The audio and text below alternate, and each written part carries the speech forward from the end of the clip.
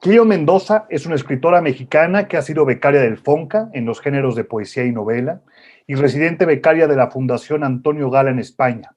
Es autora de Anamnesis, editada por Cuadribio 2016, y Silencio, del Fondo Editorial del Estado de México, libro por el cual obtuvo el Premio Internacional de Poesía Sor Juana Inés de la Cruz en 2017.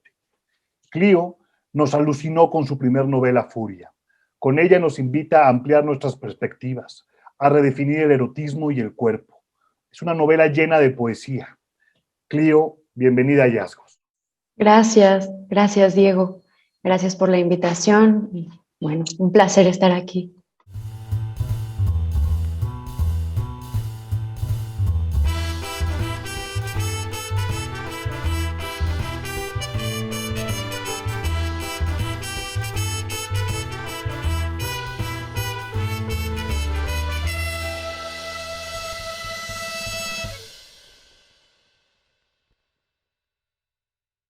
Muchas gracias, Clío.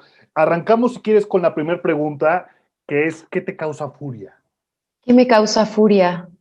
Creo que en relación con el libro, ¿no? Que es como un poco el tema que nos compete, supongo que me causaba mucha furia reconocer como en mi historia familiar una serie de heridas que no me correspondían y que no quería resolver yo, y el coraje además, ¿no? La furia contra ciertos ancestros que ni siquiera conocí, que en realidad es como una furia fantasma, y creo que fue uno de las semillas de este libro, y eso es, creo, una de las cosas que más furia me provoca.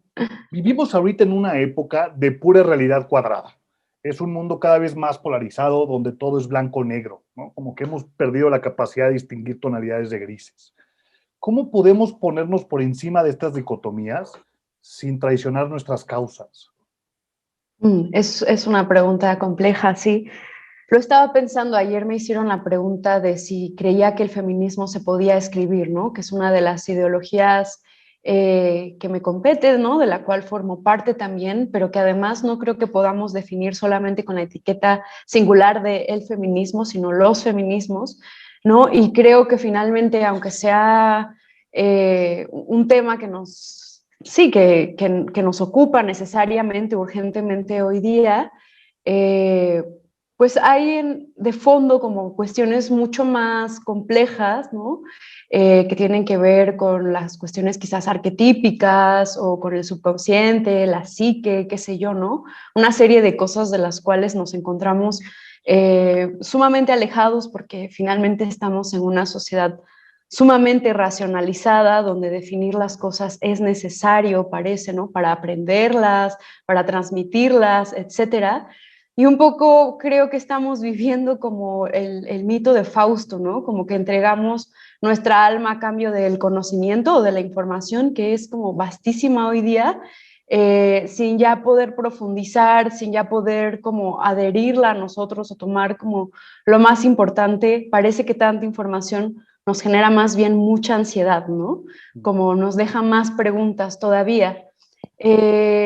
Entonces, yo creo que quizás empezaría, ¿no? Y creo que es un tema también eje del libro, pues con empezar a cuestionar como, pues, qué es la conciencia, en dónde estamos, si dónde estamos es real o no, quién nos hace creer que es real, ¿no? Con todos estos estereotipos de belleza, de género, de etcétera. Te digo, ¿no? Vivimos como una época de mucho estrés, de pensamiento fragmentario, y bueno, pues digo, no sé muy bien exactamente cómo podríamos dejar de vivir en las dicotomías. Creo que es algo que está desde la moral, la vida espiritual, etcétera, ¿no? Bien, mal, etcétera. Es muy complejo, pero creo que tiene que ver con cómo percibimos nuestra propia conciencia, ¿no? Y también, como bien dices, empezar quitándole las etiquetas. O sea, a todo lo que creamos que ya está bien definido, vamos a cuestionar esa definición, ¿no? Vamos a preguntarnos sí, es que tú haces mucho énfasis en el libro y en las entrevistas que he visto sobre el problema de etiquetar las cosas, ¿no? Sí. Porque las Sí, sí, encasillas, ¿no? las encasillas, las limitas, su concepto queda reducido. creo que el lenguaje, que es finalmente lo que ocupamos para transmitir conocimiento, pues está también sufriendo transformaciones que, por ejemplo, la literatura no sabe muy bien cómo aterrizar todavía, ¿no? Sí. Yo misma entro en ese conflicto de, oye, ¿cómo hablo de los géneros ahora, no? Si sonoramente incluso estamos más habituados o habituades, ¿no? A Sí. escuchar las cosas de cierta forma y de pronto como que es quitar toda una estructura de pensamiento, ¿no? Me gustaría tocar un tema que es muy importante en la novela y creo que es fundamental que cada vez se socialice más, que son las neurodivergencias. Eh, ¿Cómo podemos empezar a concientizarnos más para dejar de idealizarlas? Yo creo que también estamos ahorita y quizá desde siempre muy construidos a través de los mitos, ¿no? Tenemos este mito de que la neurodivergencia es como pues una cosa mala, ¿no? Entre comillas, incluso moralizada, ¿no? La neurodivergencia.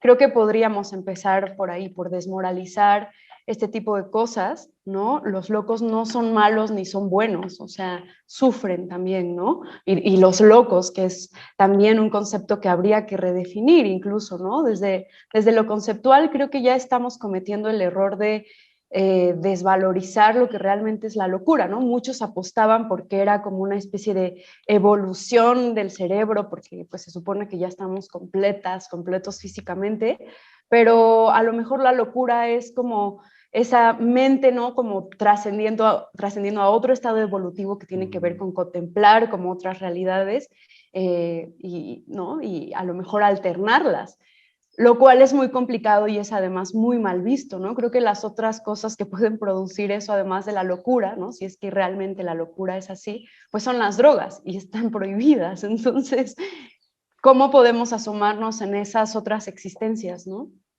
Me encanta, sí, completamente de acuerdo contigo. Porque está para los dos sentidos, ¿no? O sea, la locura vista desde la perspectiva negativa y la perspectiva desde la genialidad. Desde este artista estaba loco y por eso era tan bueno, ¿no? Y hay que deconstruir las dos narrativas.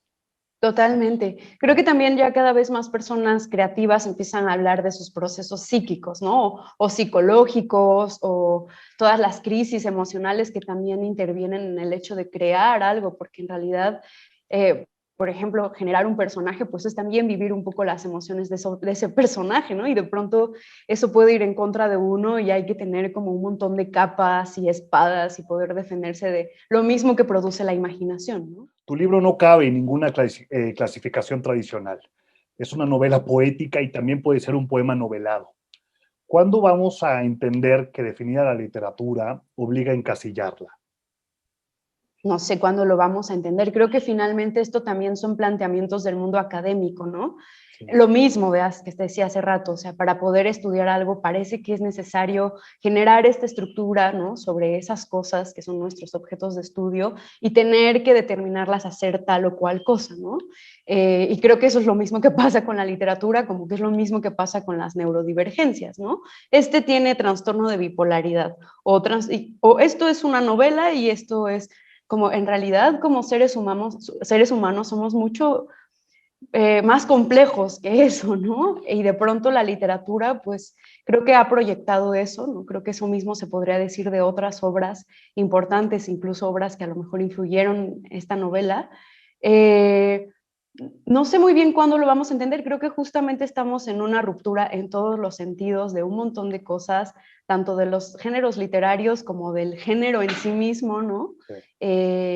Y bueno, creo que estamos en un proceso, ¿no? Estamos en un punto justamente de transición.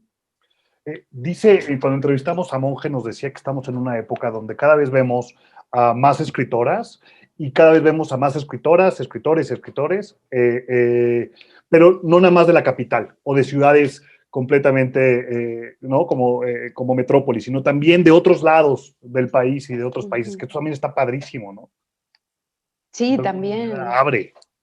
Abre, finalmente también, o sea, digo, yo aunque haya nacido en Oaxaca y crecido aquí, vivido aquí gran parte de mi vida, en realidad creo que también pues he vivido mucho como en otros lugares, ¿no? Finalmente creo que un poco también definir o creer que dónde vives, digo, inevitablemente interfiere con el proceso creativo, ¿no? Pero tampoco lo determina tal cual, creo. O sea, digo, a mí me determina de alguna manera el hecho de haber vivido en las comunidades, pero también, sobre todo, enfrentar eso que sé sobre esas comunidades o lo que escuché o lo que viví con lo que es el mundo afuera, ¿no? Si no, no habría manera de compararlo y no habría manera de diferenciarlo tampoco.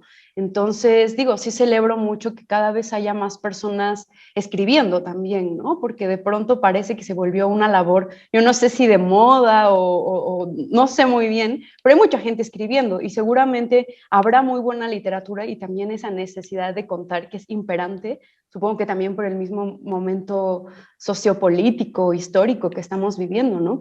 Son tiempos interesantes, como decía el Tao. ¿Cómo crees que afecte la literatura a esta pandemia? Es decir, porque hablábamos con Andrea Chapela, que ella escribe ficción, y le decía, ¿qué crees que pase? ¿Que empecemos a hablar de ficción en otras pandemias? ¿O ella también planteaba la posibilidad de que en el futuro, como si no hubiera pasado? Es decir, empezamos a escribir como si no hubiera existido, como si hubiera sido un momento de pausa de la humanidad y después continuar. ¿Tú qué crees? Sí, creo que tiene mucho sentido. Es algo que he hablado mucho con un amigo que él cree que todos los grandes traumas, ¿no? Están destinados a ser olvidados, ¿no? Y eso puede ser algo personal o puede ser algo social. Qué Eh, interesante.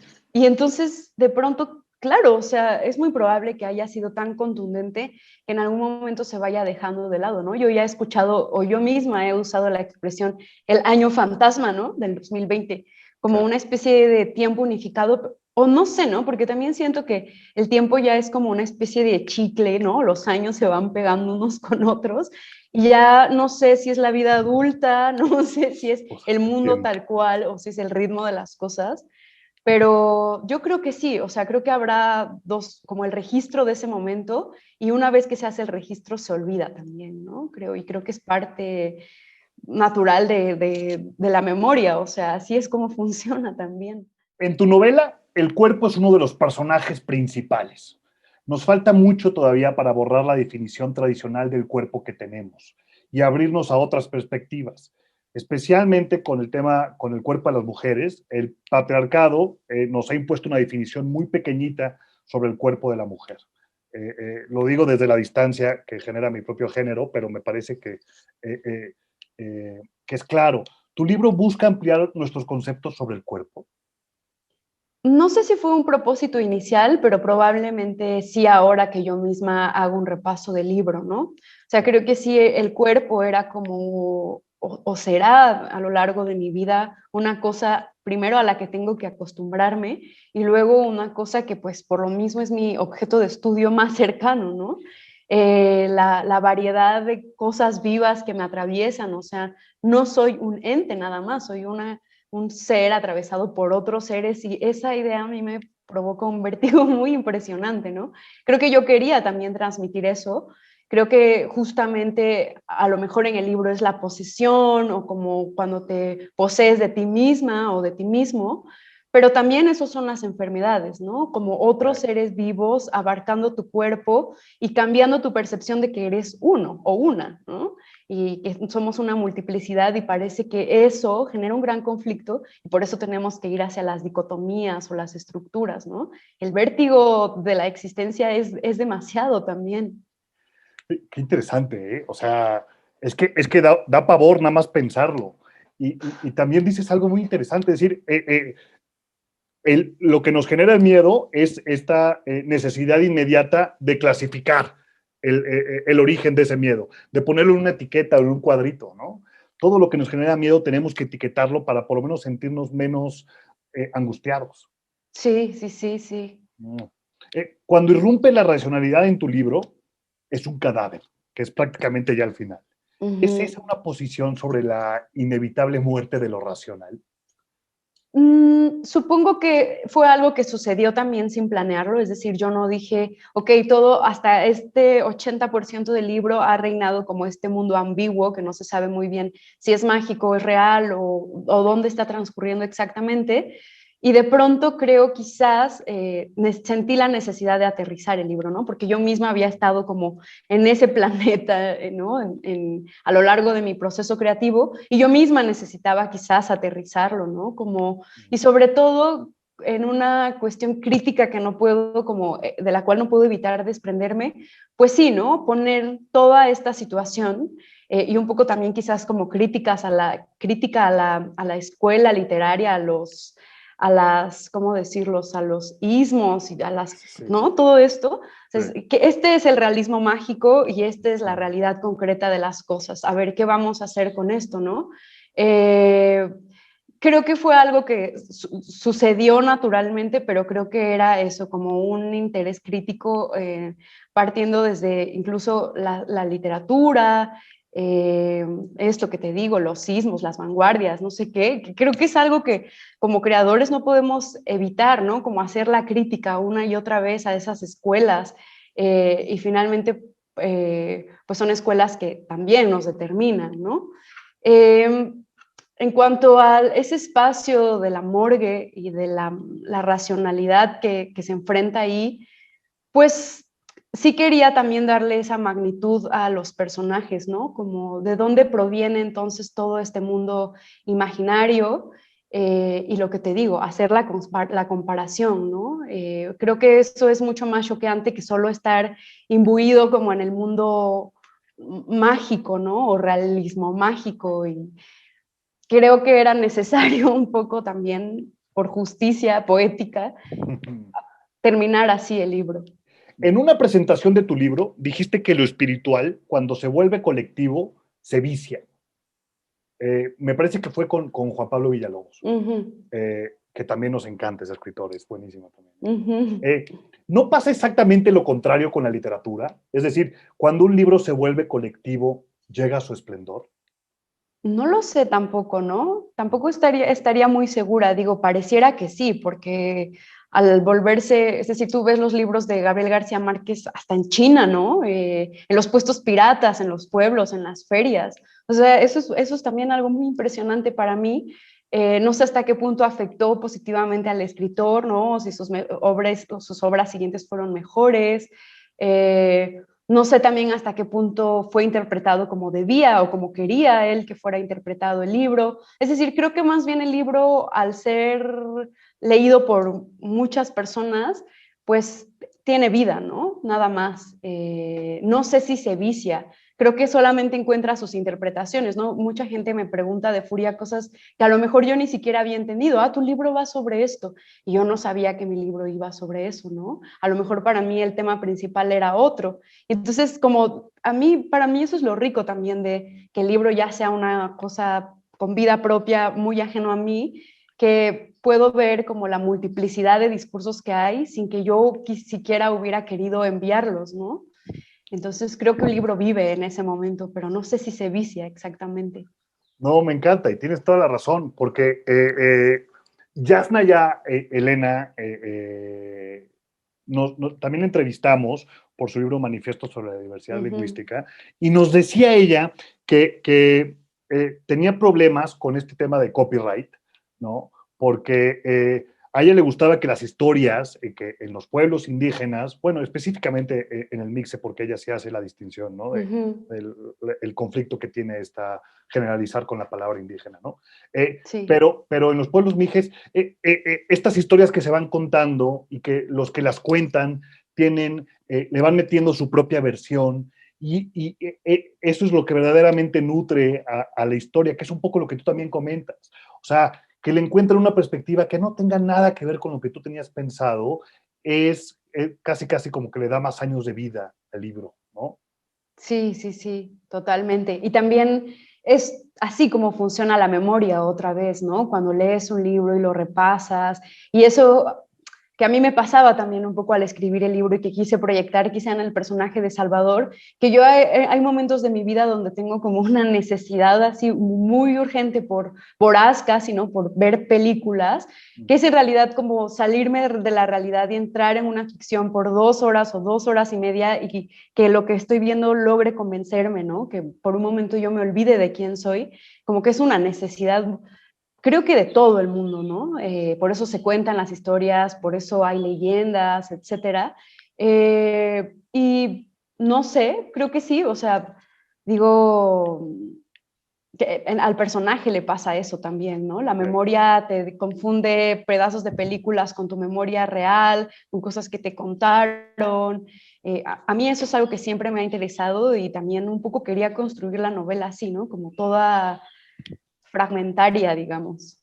Y lo logras. Y lo vimos también en una entrevista que hiciste a La Jornada, donde comentas que tenemos tantos impactos actualmente. Vemos un TikTok, luego vemos un video en YouTube y luego leemos un muy buen tweet. Y de pronto esa combinación nos va creando, ¿no? Es una ficción que vamos juntando como por piezas. Y eso lo logras con tu libro, de manera muy, muy padre. Qué chido, gracias, eso espero. La última pregunta, ¿cuál ha sido tu último hallazgo? El último escritor, escritora, escritore que te haya encantado, que te haya fascinado. Pues estoy leyendo a Kathy Acker, me la recomendó mi tutor del FONCA, Julián Herbert. Vámonos. Me dijo Nada como, más y nada menos. oye, léela, te va a encantar, y es así como te gusta a ti, como todo, ¿no? Que de pronto en mis procesos creativos yo estaba un poco angustiado, siempre me angustio un poco al inicio porque prometo, ¿no? Esto tendrá sentido, de verdad, o sea, ahora lo que leen parece una locura, pero va a tener sentido en algún momento. Entonces él me dijo como, relájate un poco, lee a esta señora, ¿no? Y efectivamente me relajó leerla, ¿no? Me sentí muy identificada con ella, sentí mucha empatía también por lo que escribe.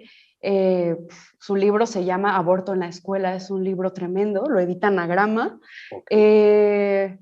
Y bueno, me sorprendió mucho, ¿no? También con toda una escuela punk, murió en Tijuana, como muy mezclada con la vida de la música, de las calles. Entonces, muy marginal también, que es como eso quizás lo que a mí me interesa o me ha interesado hasta ahora. Y pues ella, ¿no? Para mí sí que fue un descubrimiento. Yo no la conocía ni nadie me había hablado de ella nunca. Oye, yo tampoco, y la voy a leer inmediatamente, te lo prometo. A ver qué te parece, está bien raro. Sí, por eso, pero ya con eso está, o sea, ese es el mejor incentivo. ¿Qué disfrutaste más o qué disfrutas más? ¿Escribir poesía, vamos, sin la etiqueta esta per se, o la novela, o una novela? ¿Qué disfrutas más personalmente? Híjoles, yo creo que ninguna de las dos. ¿Por qué? No, no. Digo, creo que hay algo angustiante también en escribir, ¿no? Como es recurrir a todas tus paranoias, ordenarlas, tener que buscar puntos de soporte, que es en realidad leer otros libros, ver películas, como es un proceso que abarca de pronto toda tu vida, ¿no? Te tienes que olvidar de absolutamente todo lo demás. Digo, yo de lo que no me olvido es de mis perros, ¿no? Pero Sí, por lo demás, de pronto todo se puede ir a la mierda y yo tengo que estar ahí, ¿no? claro. Es como un llamado urgente y no se puede no responder porque luego ya no te llaman. Pero, Exacto. pero no sé, creo que son dos cosas totalmente diferentes también. No es en sí una actividad que se disfrute escribir, creo. O sea, por momentos es sumamente satisfactorio cuando estás sobre todo logrando terminar ese gran tejido y dices, sí, sí tenía sentido, claro, lo sabía, ¿no? Pero en algún punto también es bastante eso, ¿no? Como angustiante, según yo hay que llevar una vida relativamente disciplinada, o sea, en todos los sentidos, o por lo menos para mí es así. Entonces, cuando no dejo de hacerlo, siento que me puedo perder un poco en lo mismo que yo hago o en las ficciones o etcétera, ¿no?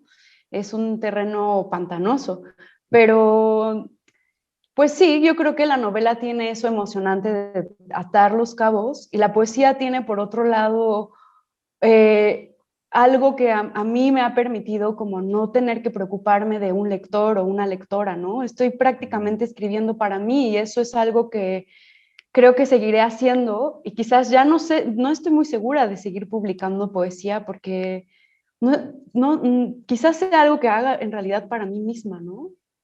Y cada vez siento que es más críptico, o sea, quizá la poesía sí esté un poco destinada a ocultar significados y la novela todo lo contrario, ¿no? A tratar de comunicarlos. La poesía es más íntima. Quizás, pero íntima en un sentido profundo, ¿no? No íntimo de intimista, sino quizás sí tiene más que ver al tener que ver con el lenguaje metafórico, que es algo que creo que igual ya he dicho en otras entrevistas, como con el secreto, con lo sagrado, con cosas que a lo mejor son de importancia menos explícita hasta para mí misma, ¿no? Y que solamente puedo ir acomodando pues de esa forma menos desarrollada que es a lo que te obliga la novela. Ah, qué fregón. Aquí también tengo a mi perro que está dormido en el piso para que se Ay, mira, enfríe. sí. Sí, lo puedes ver. Ahí El lo buen veo. Pancho. Sí. Bueno, Clio, muchísimas gracias. La verdad, te agradezco muchísimo la entrevista. Nos encantó tu libro. No lo devoramos, lo quiero volver a leer.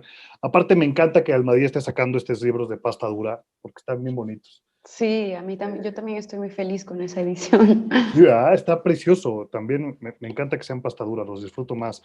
Pero pues, te agradecemos muchísimo la entrevista. Vamos a recomendar a todos nuestros lectores a que corran a comprar tu libro y a leerlo porque les va a encantar, estoy seguro. Muchas gracias, Clio. Gracias a ti, Diego. Qué chido. Gracias por tus preguntas también muy precisas.